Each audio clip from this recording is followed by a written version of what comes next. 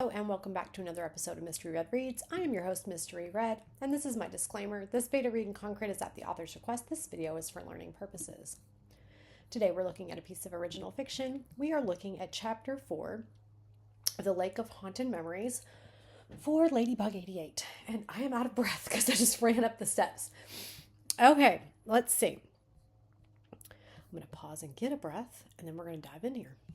Okay, I am not going to do a recap. I'm just going to link all these into the playlist under Ladybug88, and I will also have links in the description taking you to my other reads. My links for the other reads. Okay, and on that note, we're just going to get in here. Chapter 4, Howard, Arbor Vitae, Wisconsin, August 1967. Howard embraced his mother and wiped the moisture running down her cheeks. A foot away, Liv hugged her brother Otto. "It's not too late to change your mind, Howie," his mother said, her bloodshot green eyes pleading. "It'll be okay, Mom. You'll see." But that only made more tears run down her face. She mopped them with her polka-dot handkerchief. After a mournful nod, she stepped back and ceded her place to Liv.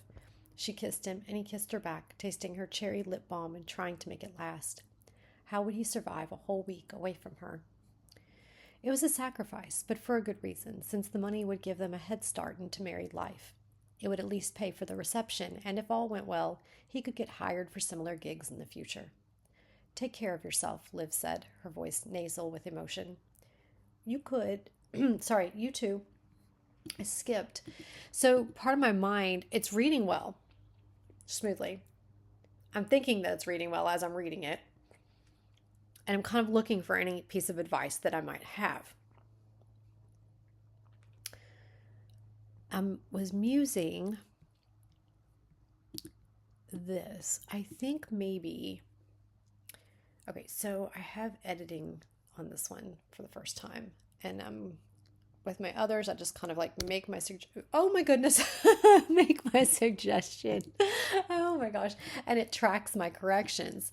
What I'm going to do is just note out to the side, suggest omitting with emotion. Okay. And what I'm going to do is reread it without that on there and see what you think. I'm going to go back one line and then come forward. It would at least pay for the reception, and if all went well, he could get hired for similar gigs in the future. "Take care of yourself," Liv said, her voice nasal. You too. He couldn't meet her gaze, or he too would cry. His heart aching, missing Liv and his mother already, he climbed into the van and sat one seat forward from Otto and his friend Dan. More than friends, Dan and Otto kept the true nature of their relationship mostly under wraps. Howard couldn't care less, and Liv loved her brother regardless of what he did behind closed doors. A man in his mid to late 20s sat next to Howard and smiled, his teeth stained and his skin pink from the sun. "I'm Raymond Kist. Call me Ray. Everyone does." He thrust his hand out, a star-shaped scar on its back. Howard shook it. "Hi, Ray. I'm Howard." He nearly said Magnuson, too, but he didn't want Ray or anyone else to recognize him as his father's son and treat him differently. He abhorred other people's pity and had signed up for this job in part to prove he amounted to more than a victim. No way he would end up an invalid like old Arthur. During the hour-long drive to Lake Chevanet, Ray and Howard engaged in animated chatter. Both on their first logging assignment, they discussed previous jobs and shared plans for how they intended to use the money from this one. "I'm getting married next month," Howard showed Ray the picture of Liv he kept in his wallet. "She's quite a looker. I think I saw her outside." Howard beamed as he took the photo back. It showed Liv's hair in a ponytail, her head tilted to one side, exposing the beautiful angles of her jaw and collarbone. In turn, Ray showed Howard. We had those H-O sounds. We had those H-O sounds together, and I stumbled over them. I'm sorry. I'm going to try again. In turn, Ray showed Howard pictures of a toothy girl in pigtails. "That's Rosalind, and this is Ralph with the missus." Another photo showed a curly-haired woman staring ahead with an intense look in her eyes. She held a doughy-faced baby sucking on a pacifier. "Beautiful family," Howard said in an effort to be polite. They're growing so fast. Renat, Renat, I think it's Renat. I think the E is silent. We're going to guess. They're growing so fast. Renat is always harping that they need new clothes, and she's never okay with hand-me-downs. Ray leaned his head back and rolled his eyes. No, sir. Lucky kids. Howard had grown up with clothes and toys inherited from his cousins, Peter and Pernilla, since his mother's job at the diner had barely covered food and utilities. But Howard didn't say any of that, since he refused to mention his father and how his accident had left them with nothing but medical bills and concerned neighbors bringing by casseroles. Unlucky me, Raymond laughed. We lived in Minnesota, by the way. I'm just here for this job. When the two men sitting in front of them mentioned the previous crew, Howard tried to steer away from the topic and asked about Rosalind and Ralph's ages. After replying, Ray asked, "Have you heard about the 1948 crew?" Uh-oh. Uh-oh. Okay. Howard nodded, and considering keeping it at that, but guilt spurred him into saying more, because things could get awkward if Raymond found out from someone else. My father was in that crew. No need to mention he'd been the only one to survive. No need to mention he'd spent the past 19 years at Mendota's as a raving lunatic. Oh man, I'm so sorry. And Raymond looked it too. Howard thanked him and gazed out the window.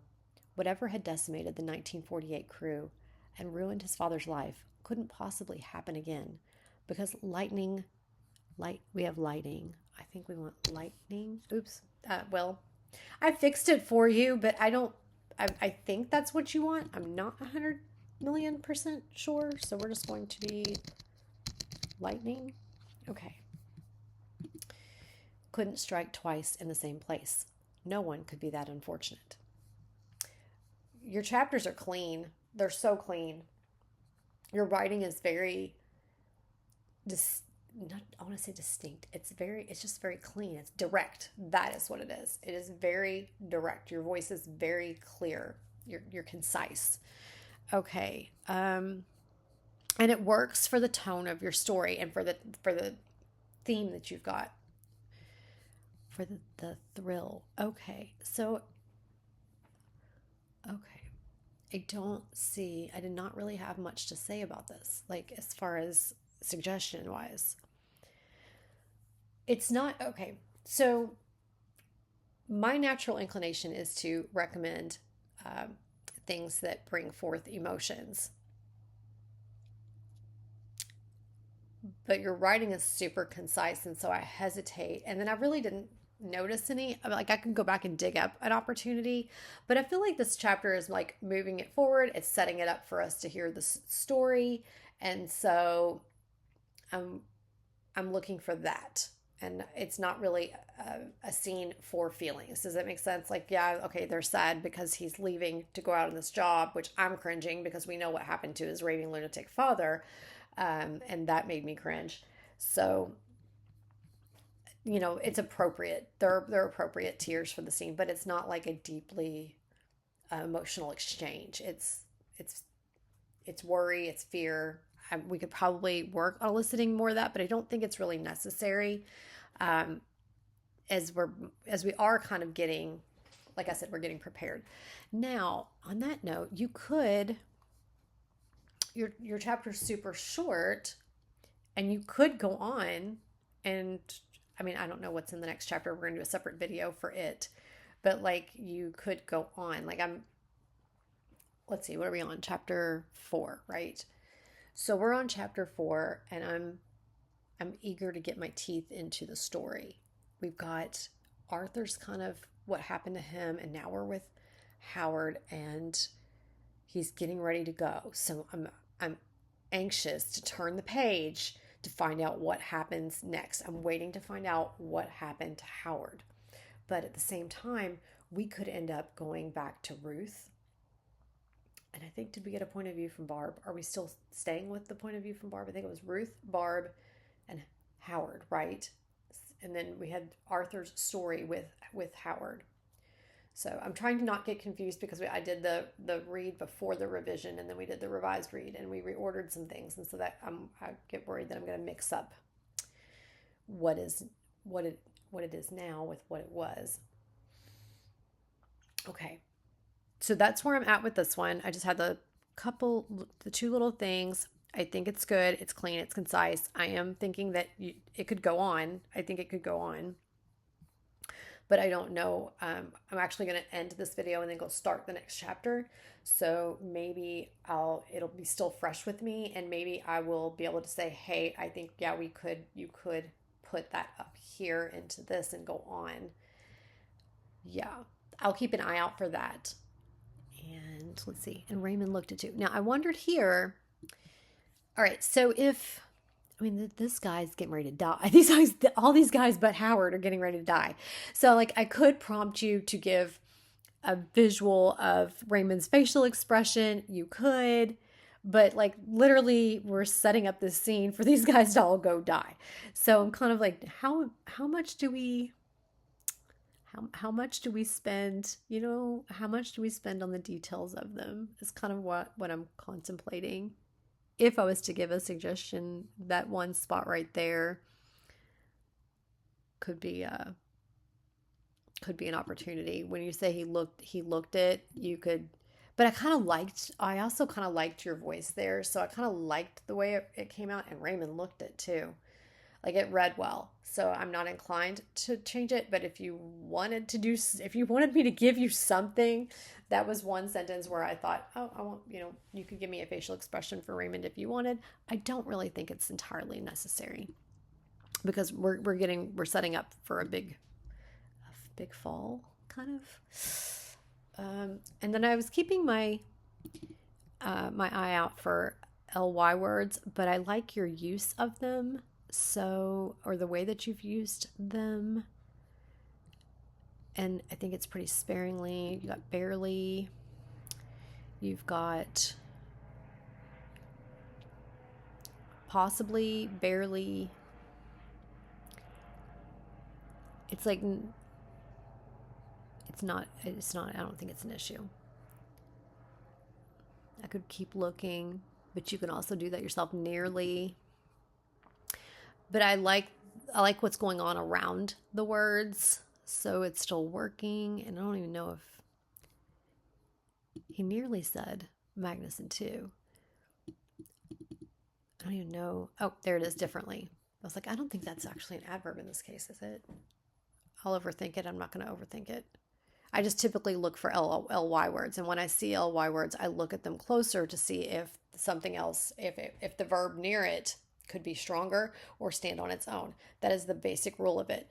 And then if I'm trying to make up my mind about whether or not I'm going to take out a word or change a word, I read the sentence without it. And if it reads well without it, then I take it out. And if I like the way it sounds with it, then I leave it in. I try not to have more than one adverb in a line or within a couple paragraphs of each other. I don't want to be excessive with them. But I didn't have any problem. I noted some things. I noted them, and then they were not awkward or hurting or harming or detracting from your story. So I did not feel inclined to mention them. If you wanted me to be petty, I could. So that's pretty much all I've got for this. I'm actually going to end here, and I'm going to pop right over and do chapter 5 because I want to know what happens next. And I'm also going to muse over whether or not it could be up here into 4. So we're going to go check that out. So guys, thanks for joining me on this episode of Mystery Reads, and I will see you guys next time.